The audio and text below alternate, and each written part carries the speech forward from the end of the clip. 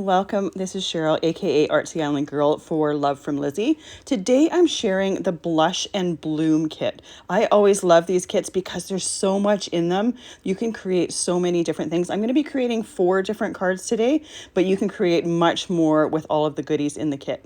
We have a package of pre-printed die cuts, lots of different pieces in this set that you can create lots of cards or mixed media or junk journals, different things like that with them. And the images are absolutely beautiful. Next, we have printed papers. These are perfect for card making. The scale is always smaller than regular 12 by 12 papers. And these are absolutely gorgeous with the florals. There's some lavender and green color tones in here, and they all coordinate really well together, as well as coordinate with those pre-printed die cuts. We have an ephemera pack. There are some flowers in here, some resin flowers, as well as laser wood cuts. Then we have a little piece of cord, as well as these are square adhesive pieces. I'm not going to be using them in my cards. This here would be perfect for shaker cards. Then we have a thank you sentiment, as well as some glassine envelopes or pouches. Then we have this beautiful border die. So I'm going to set those aside. I absolutely love this stamp set. I always love when there's images as well as sentiments in the set. So I'm going to be using at least one of the sentiments in this video. Then we have a background stencil as well as peel off stickers. There's some dot peel off stickers here, as well as border. This beautiful piece of ribbon lace. And then we have some colored cardstock. And I do use the colored cardstock for some card bases as well as different mats. They coordinate beautifully with the colors in the printed papers. So I will be using some of those, as well as adding in a little bit of white, because I do tend to use white cardstock for my bases. I also have an add-on here that is the stitched arch die set that I'll be using in the cards, as well as some oyster pearl embossing powder, which I'm going to use to emboss my sentiment. I'm going to start with a super simple card here. I'm not doing a whole lot to this card because I really thought this paper, this cardstock, was absolutely beautiful on its own, and it really didn't need a whole lot, and I didn't want to cover it up. I have a white card base to the side that is A2 size, as well as a mat created with that colored cardstock that came in the kit. That's trimmed down to 4 inches by 5 1/4 inches. I'm using the piece of cord in the ephemera pack, and I just used some strong double-sided tape on the back of my printed paper in order to place that along the bottom part of my card. Aside from that strong double-sided tape that I use to adhere the cord on my card, I'm using some liquid glue in a fine tip bottle. I typically like to use liquid glue because it gives you that little bit of wiggle room when you're moving and shimmying things in place and make sure that you have perfect placement. I also put an acrylic block on top while it's drying, so it keeps everything nice and flat. That thank you sentiment that came in the ephemera pack has some foam adhesive on the back of it already. So I just took the backing off and set that just below that cord. I didn't want to have a bump in the middle of it with that cord. I'm going to use the flowers that came in the ephemera pack just to go around the sentiment to add a little bit of dimension, a little bit of interest to the card as well as the sentiment. I'm using that strong double-sided tape, just a little piece of it, to adhere this to my card. You could use the liquid glue here to glue it down, but there's a lot longer drying time with that, and I didn't really want to wait for anything to dry. So the double-sided adhesive works perfectly here. I put one towards the top left of that sentiment piece, and then two towards the bottom right. Now, to add a little bit of visual interest to that printed paper in the background, I have a glitter gel pen, a sparkle gel pen here that I'm just using to add a little bit of accents to the centers of the flowers. I'm not doing the whole flowers at all. I just want to add something that shimmers in the light when I tilt it. And it's really, really subtle. It doesn't change the color of the center of the flowers, but it does add that little bit of shimmer to it. For my next card, I have one of the printed papers trimmed down, and I'm going to use some distress ink in order to ink around it. I've chosen Victorian Velvet. You could pick whatever color you want. This was the closest, I thought, to the colors of the flowers. Some of them are a little bit more on the purple side, and some have a bit of a pink tone to them. So I chose this for that, and I have a large blending brush that I'm using. I just want to add a kiss of color to the outside edges. I don't want to cover that print. I just want to frame it and enhance it. Then I have one of the arch die cuts used, or dies used to die cut some of the purple paper that is in this pack, and I'm using that same ink to do a little bit of light ink blending around the outside of that as well. Now lastly, for the card that I'm creating here, I wanted to use one of those wood pieces in the ephemera pack, but I wanted to give it a little bit of the same color that I'm using to ink blend around those pieces. So I used that ink to color that wood piece and then set that aside to dry. Here is the stamp set that I'm going to be using for the sentiment. I haven't used this stamp set yet, so the very first thing I do is use a white eraser on the stamping surface just to remove any possible manufacturing residue, and then use a soft brush to remove any eraser bits there. This only needs to be done one time, and anytime I open up a stamp set, I do the entire set, even if I'm only using one stamp. That way I know next time I go to use it that that whole set has been done. It doesn't need to be done again. I wanted to add the Thanks of Bunch sentiment to the bottom of this arch piece. I'm using a little bit of embossing powder tool, and then I'm inking it with some Versamark ink. I'm stamping with my Misty stamping tool so that I can stamp that sentiment multiple times in exactly the same spot, knowing that I have a crisp, clean image for that sentiment. Then I'm going to heat emboss this with that oyster pearl embossing powder. So this has a little tiny bit of a white tone to it, but it has a really beautiful pearlized finish to it. It's a great one for just some basic embossing. I'm not trying to add a lot of color here. I'm actually going to go back over this with some ink just to bring that sentiment out a little bit. That embossing on there, it darkens the ink just a little bit, or darkens the color of the cardstock behind there just a little bit, but we can see that sentiment nice and easy. I don't necessarily need a bold sentiment here. I don't want to take any attention away from the printed die cut that I'm going to be using, but it just adds that beautiful texture from the embossing as well as that beautiful pearl finish. So I have a purple piece of cardstock here that I've used for that card base. I'm going to put that piece that I ink blended on there. That was trimmed down to 4 inches by 5 1/4 inches.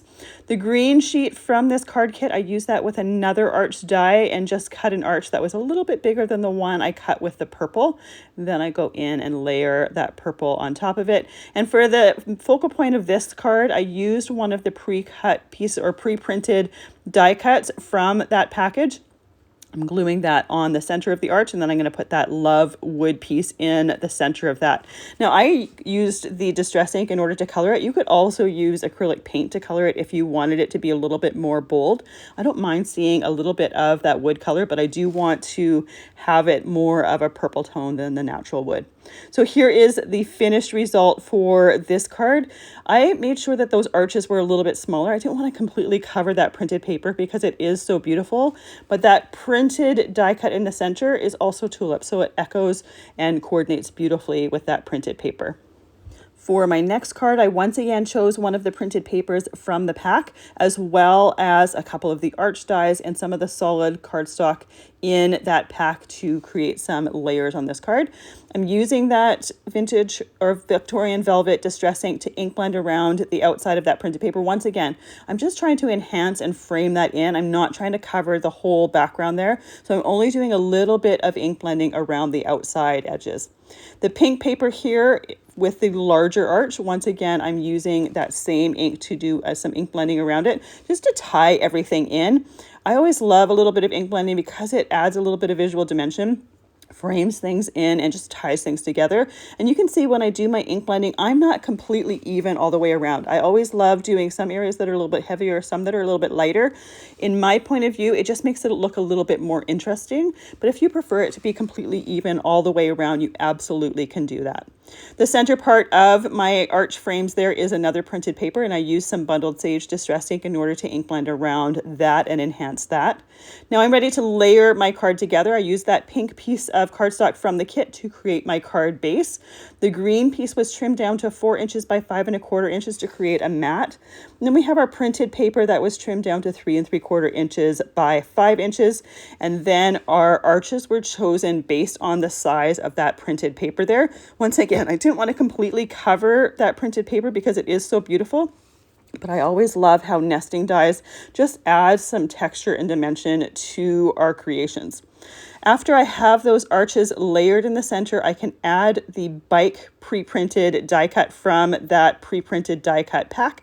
And now I'm ready to start creating a sentiment for that. So I picked another sentiment from that stamp set, and I'm using just a scrap of white cardstock in order to create that sentiment. I could have done my embossing on this as well. However, because that paper was printed, or that center arch is printed, I didn't think it would show up as clearly as it does on some plain cardstock. So I opted to use a scrap of white cardstock.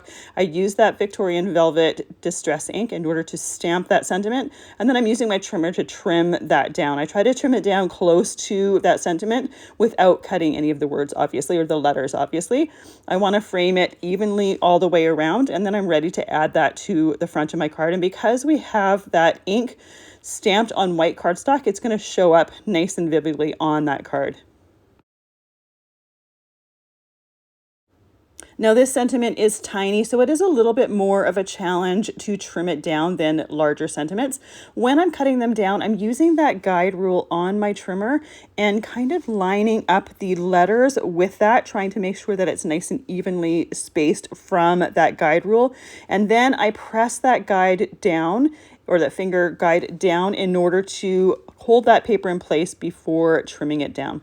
Now, once it's trimmed, I'm using that brush. I don't add any more ink to it. I add just a tiny little bit of ink blending around it just to tie it in with the rest of the pieces from the card, and then glue it to the front of the card. For my last step to this card, to add just a touch of sparkle, I'm using some Stardust stickles in the center of the flowers in the basket. It's not going to add any color because the Stardust stickles isn't opalescent iridescent. There's no color to it. It's transparent. You can see the print underneath there. It's just going to add that bit of sparkle as well as that bit of texture. I always love when you have pre-printed die cuts because they're so beautiful, but I also find that they can be a little bit flat because there's no actual texture to them. So by adding the stickles to it, there's just something that's going to catch the light as you're tilting the card, and it's just going to draw your eye to some of those details.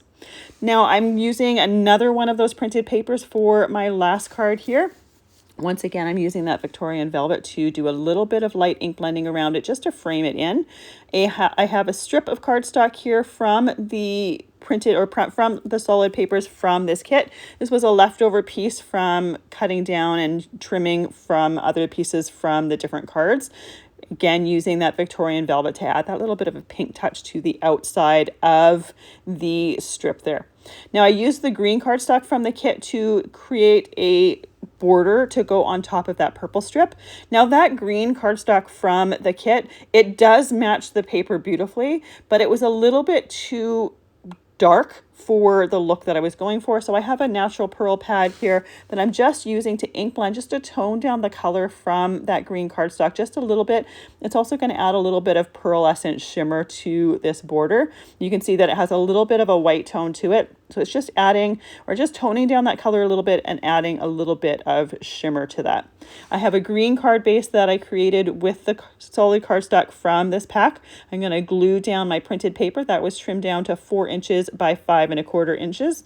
My strip here was about 2 inches wide by 5¼ inches long. It's the same length as that printed paper. And then I just chose the width because I wanted it to be just a little bit wider than this border strip here. So once I have that border strip done, I trimmed it down just a little bit. I wanted it to be just a little bit shorter than the top. You could have it going over the entire piece there, but I thought it might look a little bit more interesting if the end just didn't go all the way to the top. One thing I did forget though is there's a couple leaves that were cut partly because it was the end of the cardstock when I was cutting this die cut and I wanted to trim them down before gluing it down. I forgot until I had it down, but I do take my detail scissors and trim them off when it's on the cardstock there. You can see me doing that, but really it's much easier to do it at this point. Another option would be to completely or to make this strip a little bit longer, have it go from top to bottom on that purple strip, glue it down before adding that strip to the card, and then you can easily trim it to the exact size from there. Once I have the glue on the back, and you can see how having that glue in a fine line bottle is especially helpful for a die cut like this because I can just add dots of glue to that die cut as we're going down it. I put it down on that strip and then I just use my detail scissors to trim off those 2 leaves that were there. I chose this little gift box from the pre-printed papers. I thought it was really, really pretty. And then I'm going to use the Thanks a Bunch stamp set or stamp sentiment from the stamp set for the sentiment for this card. Once again, using a scrap of white cardstock. You could even do one of these sentiments on some of the solid color cardstocks that are from the kit, but I do think the white makes it a little bit brighter, a little bit more stark, a little bit more noticeable on the card. So once I have that sentiment stamped, and I did that with that Victorian Velvet ink once again. Now I chose Victorian Velvet Distress ink as well as Bundled Sage. Whatever ink you have in your stash from whatever companies you like or prefer would work for this. There's so many different companies out there, so many different colored inks. I think you can use whatever you're wanting with this. The Victorian Velvet does at some points have a little bit too much of a pink tone for some of the papers, but it's perfect for other ones. So you can pick and choose what's going to work. Another option would be just to use a green ink to coordinate with the greens in that print or in the prints that you're using. Now, once again, to add a little bit of extra texture, I'm using the stickles on the bow as well as some of the florals on the wrapping for that gift. Now, anytime I add stickles to things, typically it's the centers of flowers or where I think it makes sense to have a little bit of extra texture. I thought it would be nice to have some on the bow as well, so I just put a little bit on there. I didn't completely cover the bow. Another option would be to use like the shimmer pen to color that bow just to make it a little bit more subtle and color it all over if you want. Now, I realized at this point that I hadn't used the circle peel-offs in the kit, so I just pulled them out. I'm going to put them in the center of the circles of some of the areas of this border die cut here. Another option would be the gemstones that are in the ephemera pack. I didn't think about them at the time, but these are perfect because they come in a few different sizes on the sheet. I'm just using a die pick to help me position them. I put that die pick on the backing on the adhesive side of the peel off, put it where I want it to go, and then use my finger from my left hand in order to press that into place. But it does add some lightness, add some different color to that border. And it just really shows off the centers of those florals a little bit better as well.